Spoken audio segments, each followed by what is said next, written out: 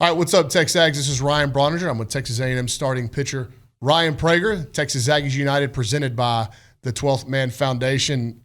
Prague, first time on the mound in over 600 days. You do it in front of a packed house at Olsen Field. I guess first, just take me through the emotions of the day leading up to the start. Yeah, it was pretty good. Like, there wasn't any of this, oh, it's opening day, like first time. None of that, like, heart racing prior to. I'd say maybe a little bit, like, sitting in class, nothing really going on. Like, your mind starts to wander. But once I got to the field, it got even more calm. Like, that something about the feel of being around our guys just made it real easy. And then went about warm-ups. There were a few times in there through stretch or catch play, kind of seeing the crowd start to fill in, where it was like, all right, like this is going to be fun. And then getting out there, like the national anthem is always super exciting. Your heart starts to race, and then that first pitch was something. Did it settle you down, like throwing the first pitch and like, okay, I'm good now? For sure. First pitch, first out, that first inning was kind of just a welcome back. Yeah. And then after that, it just felt easy. I think it's natural to have a little bit of trepidation after such a long layoff in the surgery and the rehab. Is like, what's it going to feel like? So physically, how did you feel? I felt great. Yeah. Like, I mean, we've built up through scrimmages to a good number of pitches, right around the 75 mark. And even with it being more high stress, like game situation, the body felt good. Mm-hmm. Even with the up and downs, like all that felt good. And even the next day, like, wasn't ungodly sore, just a normal day after. And good. Yesterday felt good and get ready to go for this week. I thought you did such a good job setting the tone for the pitching staff for the entirety of the weekend. So when you go back and you look at your performance along with Justin, Shane, and the relievers, and it was like 6 walks on the entire weekend and like 36 punchies, that has to, whenever you evaluate that, like, okay, like this dominate the zone stuff is starting to take hold. Yeah. I mean, it's just the buy-in from everybody. Yeah. Like, Max brought his philosophy, he instilled it, but that only works as well as the players buy into it. And the buy-in's been elite. Everybody's been talking about it. We kind of have our little leaderboard with it after every game, so everybody's following that. But but just like you said, to be able to go and set the tone, that was really one of the biggest honors of getting the ball on Friday night, was the ability to kind of kick us off and kind of show everybody what we're going to be about. How has your arsenal of pitches improved over the last, I guess, I know you really started throwing live bullpens like around Christmas time, right? Mm-hmm. Like fully ramping up. But how has your pitch shape and arsenal improved with Coach Max? And I do want to talk about that split change that you've added. Yeah. It's been great. Like, coming back from surgery, like, you don't really know what your arsenal might look like, because everybody comes back a little bit different than when they got hurt. Mm-hmm. So a lot of it was kind of relearning just naturally what's going to be there, and kind of just took that and rode with it. But one thing Max does that's great is he takes what you're really good at, what makes you unique, and emphasizes that. He makes sure that you know that you're really good at that. And then in areas of opportunity, he kind of experiments with you, sees what might stick, what doesn't, and ultimately at the end of it, you find something that works. Was there a guy that through this weekend, new guy, that you were excited to see in game action?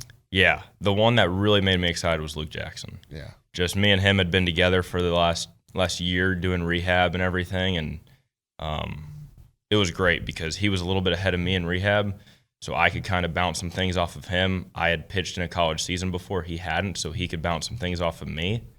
But just all the work that he's put in, and to get to see him go out there yesterday and have a really good inning and kind of live that dominate the zone mantra was really special. Well, he's a part of a group of young pitchers on this roster that is insanely talented. And, the 12th man got a little bit of a glimpse of Isaac Morton and his super high upside. But I thought, some of the guys returning that made some big strides under Coach Max. Brad Rudis had a really quality outing, and then Josh Stewart in a short stint. Like, how have you seen the guys that you've been around improve under Coach Max too?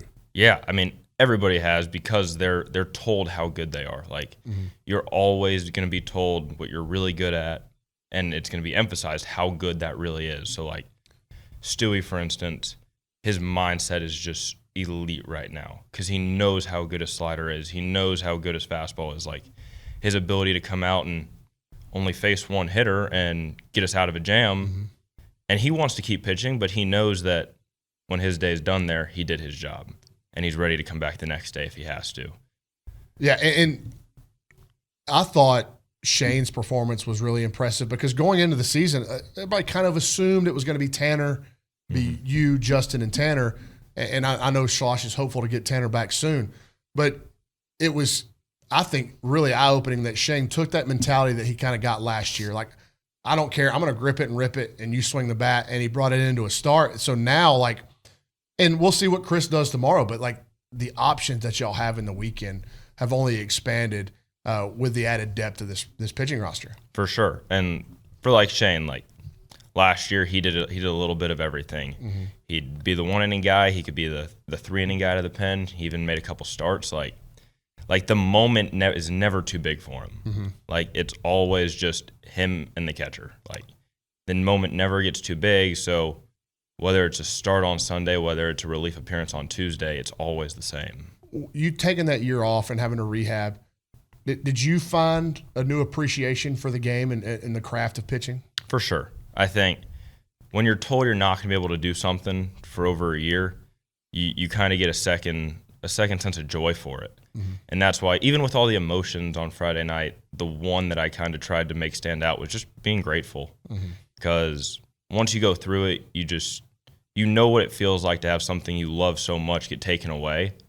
So you're never going to take another day for granted. And that was what going through the rehab, going through the strength and conditioning, going through the throwing program, like all of that was to get to the point of being able to compete at that level again. And that's where the maturity, like when you're young and you get it taken away, sure, you miss it. But like as you just kind of get older, and Hayden Schott was in there earlier, he was just talking about how appreciative he was of everything. Whenever you got to sit out and you got to watch other guys pitch, did you start taking bits and pieces from maybe Evan Oschenbeck? Like, he's as consistent as you can be. Like, every time he goes out, he's the same guy. When you watch other guys pitch, whether it be on your own team or watching big league games or whatever, did you try to take some keys or some tips from them, or is it like and build it into your game, or is it like, hey, I'm going to do my own thing? I appreciate what Evan does, but I kind of have a different arsenal. Yeah, I think you take away some of the little things. Like, you watch how guys compete, you watch how guys go about their business every day. Everybody's stuff is going to be different just because everybody throws from a different angle. Like, what you're really good at is different. But you can appreciate how guys go about their business, their routines weekly. And like they say, it's like success leaves clues. Like, there's a reason Evan is so consistent, especially last year. And I assume it'll continue into this year as we saw this weekend. But there's a reason why that happened. There's a reason why Lampkin had success in a long stretch of last year. And you just kind of watch that and you take that, and then when you get to go play, I think it just helps slow everything down. Helps make it easier. Let's talk about that split change. What was the kind of reason to add it to your repertoire? And then how, first of all, I think we have a ball over there, but I don't know where it's at. It's right here. Look here. So this is the first time we've ever done this on one of these interviews. Show me the grip. Yeah. Okay. I don't know if they can zoom in. So they got you right there. So split change, right? Yeah. So I've messed around with it a little bit. We were going like a true split at one point, but now I've moved it more into just kind of splitting right there, and just it's something that feels good to me. It's something that's comfortable, gives me a chance. It's a pitch that I can locate and have good action with. So it's kind of, and you just rip it from there. Yep, just throw it. Try to get it as slow as I can, and just get that differential from the fastball. And did that come about just playing with stuff and like talking to Coach Weiner about it? Yeah, it was throughout the fall, a lot of just experimenting. Once I could start throwing changeups and pens for rehab, it was all right. Like, let's see what you got right now, and then we could check on TrackMan. Hey, how good is it actually? There was the objective of how good was it. And when I first started throwing one, it wasn't great because it was just a regular changeup. So we were like, let's experiment. Maybe we strike gold, but if we don't, at least we gain more feel for the ball and more feel for what you're doing. And We experimented all fall, all winter, had some real success at times, and some days it wasn't good, some days it was great. And then once the season got here, it's what's going to be most consistent. Do you feel like that is a weapon anytime in any count and to both sides of the plate against hitters? Definitely to both sides of the plate, yeah, to lefts and rights, but it definitely has a use case. Like yeah. it's definitely not my best pitch, but in the right situation, it can have success. Yeah, and I thought there was some times you went to it in that start on Friday night. I was like, man, that's that new changeup. Like it plays well off of that big rod fastball that you got. But let's kind of flip the page a little bit and talk about whenever you're in the dugout and you're in the start and, Braden hits the home run, the place is going nuts. But then the ball 5 chant happens and Jace hits a home run. And pitching with this offense, there's going to be some chances or there's going to be some moments where you're going to be sitting for a while because they're going to put up a crooked number. Is that difficult to manage? I'm sure you're glad to do it, but how do you manage that? Yeah, it's tough when they happen over and over. Like Friday night, I think we had 2 that were 25, 30 minutes and ultimately led to why we made a change in that situation. But it's always nice. It's nice pitching with a lead. Yeah. When you know that you got guys up there that can change the score with one swing of the bat, that can do damage, it makes it easy on you. It lets you know that you can truly go just dominate the zone and have success. Is it fun for the pitchers to finally have all the hitters on your side? Because you played so many inter squads and scrimmages where you're pitching against Braden, Jace, whoever. But when they write that lineup out and there's only 9 of them in there, you're like, hey, I'm glad these guys are on my side. 100%. Yeah. 100%. It's nice not having to go up there and face Jace or face Braden, even though as much as it's fun competing against them in inter squads and everything, it's nice sitting in the dugout and watching Jace put a ball on the train tracks. Like it's nice him coming in the dugout and me being able to give him a high five because he didn't do it against one of our guys. Are you when you're pitching and y'all are hitting, so you're in the dugout, are you sit at the end of the dugout, kind of stay to yourself, or do you kind of get into the at-bats too? I like to watch the game, so I'll try to see as much as I can, especially with like less than 2 outs. Like Jace and Braden hit the homers. They came in, made sure to give them a high five, tell them good job. And then once we get 2 outs, it's kind of my time to kind of lock back in. Sure. Kind of get control of myself, get control of my breath, get ready to go so that once the last out's made, I'm ready to get out there and get going. Last thing, I'll let you get out of here. What was the so when your interaction with Coach Max between innings, did he come to the mound when you were? He did not. He did not. So I was observing his first college game, his first college weekend. I thought it was cool that Schloss gave him the lineup card after Friday night. But you've been around him a lot now, but that was your first time being around him in game. Was it about what you expected, about what he'd been? Yeah, it was great.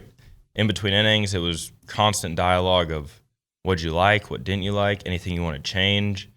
And then as we got later in the game, it was a lot of back and forth of, hey, I think we can do this next inning. I think maybe there's an opportunity to mix this in. So it was constant feedback, constant dialogue, which is great, making sure that we're both on the same page. And that's exactly what you want from your pitching coach. Well, it was outstanding. I was so cool to see you back out there. I know it had been a huge relief for you and your family and just a really cool moment. And you got started. It's an encouraging start, right? But that's all it is an encouraging start. For sure. I mean, it's nice. Like the weekend had a lot of emotions, a lot of gratitude, a lot of attention. But the beauty of it is that it's over, and now we get to move on to tomorrow night's game and then on to the weekend. All right, dude. Congratulations. That's Texas A&M starting pitcher Ryan Prager. This interview is sponsored by the 12th Man Foundation. The 12th Man Foundation is the official source for Texas A&M athletics tickets.